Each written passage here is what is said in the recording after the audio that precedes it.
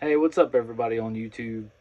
My name's Caden Farmer. This is my first YouTube video, and I'm just here to talk about some knives. And I'm going to go over a few things: how I sharpen my knives, how I care for them, and what kind of knives I got. And I'll talk a little bit about whatnot as well, and a couple other cool little things. So the first thing I want to go over is some knives in this top drawer right here. And I'm going to be sharpening this knife. This is the knife I'm going to be sharpening here in a second. But I got some really cool knives right now, you guys. I've been doing some selling on whatnot, doing some buying on whatnot. And I've been hitting up a lot of antique stores and a lot of gun shows. And I've been able to find some really sweet, sweet knives. This is a 1971 case red bone large stockman, and this is jigged, and it's very pocket worn. And I got that at an antique store. This is a 1981 pretty bone large stockman. It's never even been carried. It's in perfect condition, never even been sharpened. This is another stockman. I really like stockmans. Here's a large stockman with a half stop. They don't even sell those. That's a cool knife. I got a GEC right here. This is the prettiest, coolest little knife I have.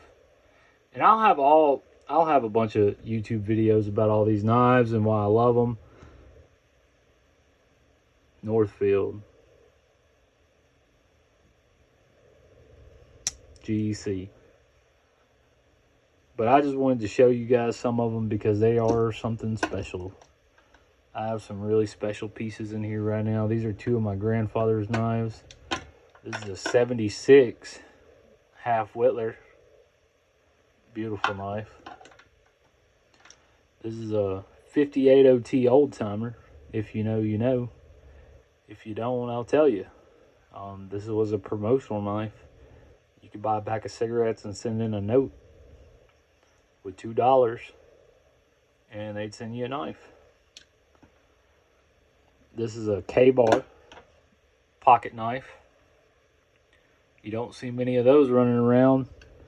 This is a 100-year-old Remington UMC Boy Scout knife with a Rogers bone, Rogers jig.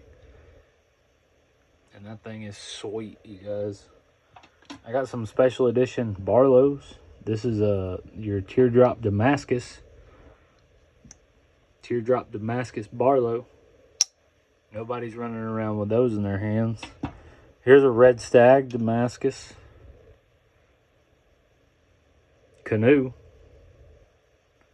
Nobody's got one of those right now. Nobody on YouTube, I don't think.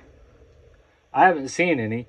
I have a lot of knives I haven't seen much of, is what I'm saying. I'm not saying that my knives are better than anybody or anything. I'm not saying that I have the rarest knives in the boxes.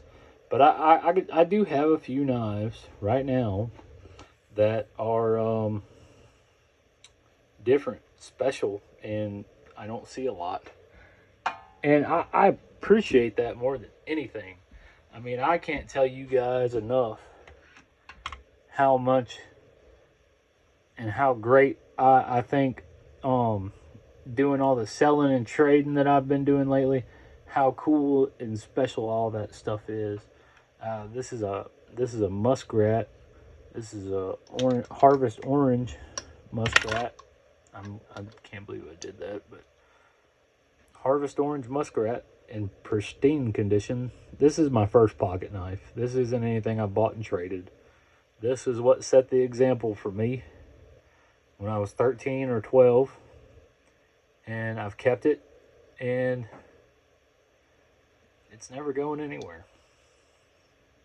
But if you ever wonder why I like such different kinds of knives and stuff, and this is what set the example.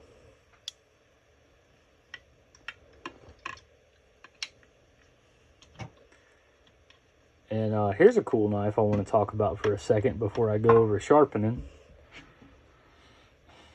Talk a little bit about restoration. I bought this knife on eBay. I spent too much money on it, and I got the knife, and the seller, he was trying to hide some things. A lot of sellers on eBay, they really try to, and it really upsets me to the. I mean, I can't even really express it as well as I'd like to, but people use bad lighting to conceal a bad condition of a knife, and they'll sell it to a guy like me who really cares about the knives and really loves the knives. But I've restored this one completely, and you can kind of see a few little problems with it. You can kind of see up here toward the top that acrylic is a little bit worn, strangely. You can kind of see it a little bit on the bottom there. Can you see it on this side? You can kind of see it on the bottom on this side. But I've polished that acrylic to where it's really hard to tell. And you can see a little bit of the evidence of the... It looked like somebody opened this knife and took another knife and tried to chop this knife in half. And I was able to grind that down and get this knife looking good again. But this is a Utica Cutmaster, made in the USA. And the blade, I had to completely reprofile, and I'm still doing some polishing on that. You can kind of see right there, I got some polishing left to do, because I'm not trying to recreate this wedge. I'm trying to blend that area. And I probably got about 45 minutes worth of polishing left. I just didn't have any more left in me. But that's like that Barlow style of blade. It's exactly what it reminds me of, is like a Barlow. I know there's a name for that. I mainly just mean the size of that blade. I just about got it perfect, I think. I got it really close. And I'm proud of that. Because not everybody can restore these knives like that. I watch some people on here on YouTube. They really, they'll half-ass a restoration, and they don't make the knife look like it maybe could have in a store. Like if you saw this sitting at an antique store and you were a Cutmaster fan, I feel like you'd buy that knife. And it's not, there's no scratches on the bolster. I haven't hit it with anything hard abrasive or anything, but I have polished all the scratches out, and I'm not going to hit the blade with anything abrasive to bring it back to a full polish. I'm just going to polish that area right there. I'm going to probably sharpen this knife a few more times, and then somebody's going to have theirself a really nice Cutmaster Swell and Jack. Very unique looking little knife. And there's a few in here that I've restored. That was one of them. Where's another one that I've restored? I've restored this knife. I could go over it, but I just fixed the blades on it. It was bad out of the box. There's a Folding Hunter in here that I've restored. And that knife was in bad shape, but I want to do an individual video on that. And I want to talk about sharpening a knife a little bit. You know, there's 1,000 ways to sharpen a knife. But the way I'm going to show you how to sharpen a knife is, that's the knife I'm going to sharpen, but I'm going to show you why I sharpen knives this way. And I'm not saying that it's the best way, and I'm not saying that there's, like my way is the best or anything. But I am going to go over why I like, you want your knife, after you've had it for many years, you want it to have some kind of edge like that. This is what is called a good user. Very good user. And the way that I'm going to show you how to sharpen a knife is how you keep a good user throughout the years. Whoever had this knife, this man knew how to sharpen a knife. So I'm going to show you guys how I like to sharpen. I have this right here that I use sometimes. I'll use the coarse side, and then I'll use the smooth side, and then I'll use this part to knock that burr off. And it even comes with a strop on the back. This is a sharp awl. But if I have a decent edge and I just need to freshen up my knife, which I do pretty much every morning, I'll do a little sharpening on my knife every morning before I go to work. But I'll take an Arkansas stone like this, or you can take one like that, and I'll put my knife on here at about an angle about like this, maybe even less, somewhere between there. And I'll run my passes on it, and I'll show you how I do that.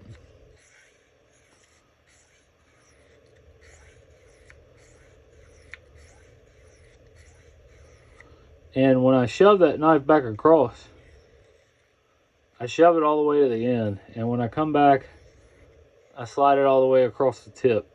And I continue to do that. That's how you keep that straight edge over the years like that. Is making sure that you're sharpening this whole edge the same all the way down, and you're maintaining that bevel the same.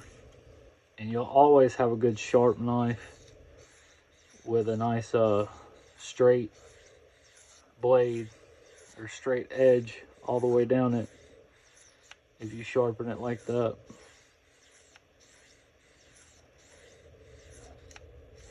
And I've seen people do it 1,000 different ways. This is just the way that I like to do it.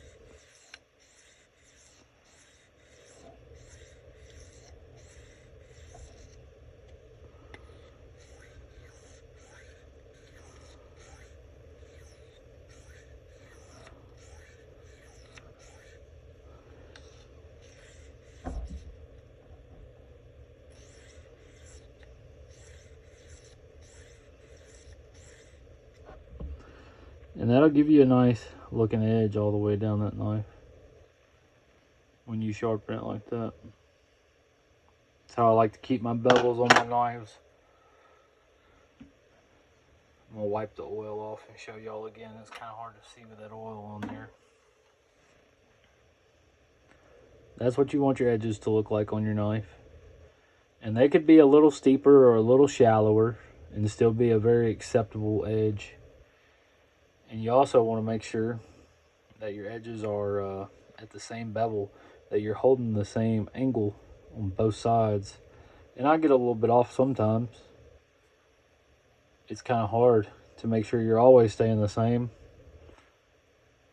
But that's how I like to do it. That's how I like to sharpen my knives. You can, and I sharpen knives like this for years the way I'm about to show you. You can do circles. You go around to the tip, come back around to the base, go to the tip, down to the base, over to the tip. Same thing on the other side. And you can do circles like that, and you can get a really sharp knife.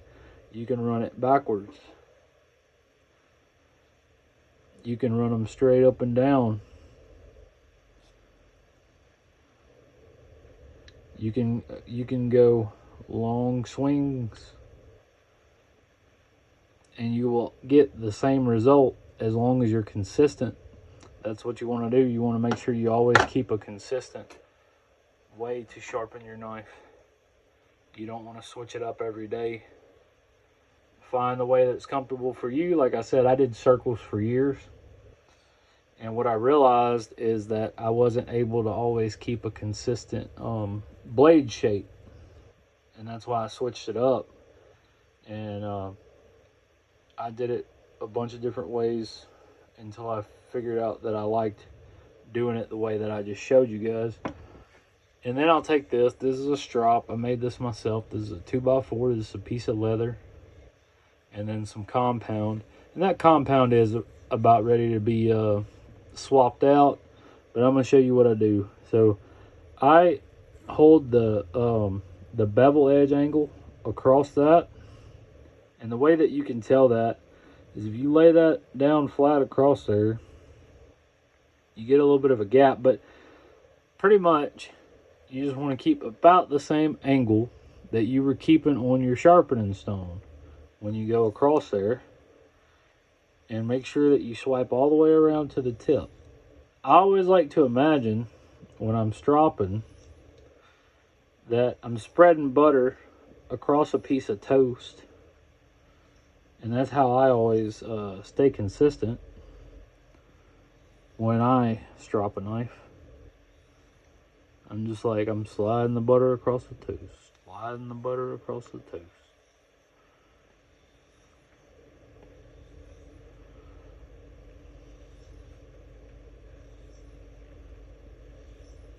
And there's nothing special to that.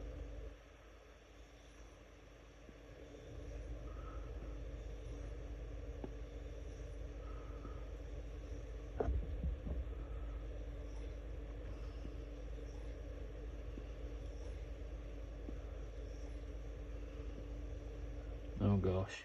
It's hard doing this in front of the camera. I've never had to do this before. But I really wanted to show the way that I do it. Because a lot of people ask me, how do I get a knife so sharp?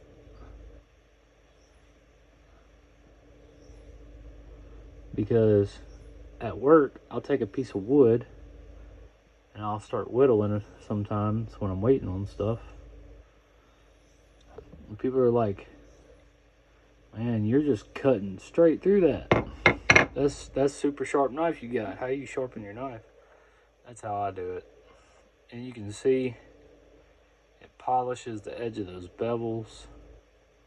Perfect. And you got a knife that will cut and shave. I'm not going to sit here and say you can shave your face, but you can shave your arms and your legs with that knife. And I don't know if I mentioned this, I did gun blue this knife because it's my daily. And it looks a lot prettier than it usually does. I got bored today and I started wiping it down. But I usually don't wipe this knife down because I'm trying to get like trying to carry it like Paw did. Because I like that. I like that look on a knife. But that's how I do it. And I do the same thing on everything. You got to go by the blade shape. When I sharpen this edge, I come across and I just swipe straight back. I don't know what that is on there. When I sharpen this one, I just do that.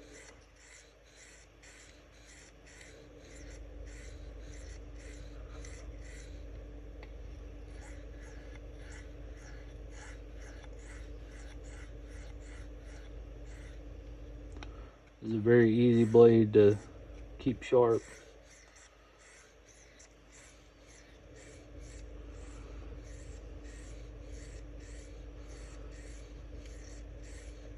Because you really don't want to round the tip off on this blade.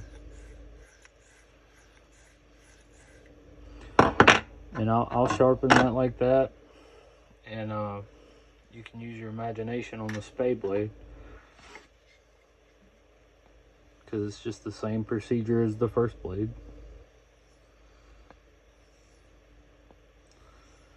And I usually, you saw me kind of swiping it across there, but usually when I strop this blade, I just do like this.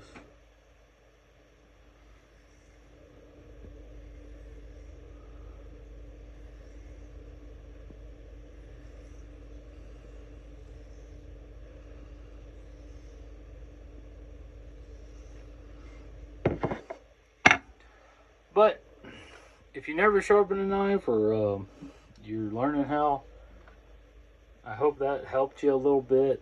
because I know how it feels, man, when you know, I don't know if you're a kid or an adult, like, because, like I said, when I was a kid, it really took messing up a couple of knives to learn how to sharpen a knife. I probably messed up 2 or 3 knives trying to learn how to sharpen a knife when I was 10, 11, 12.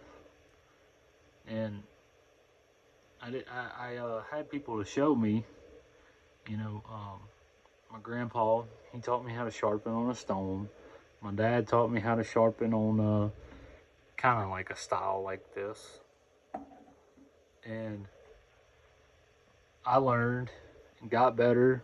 And but when I got older, like I said, I had to change my style because I like doing it the way I was taught on the stone.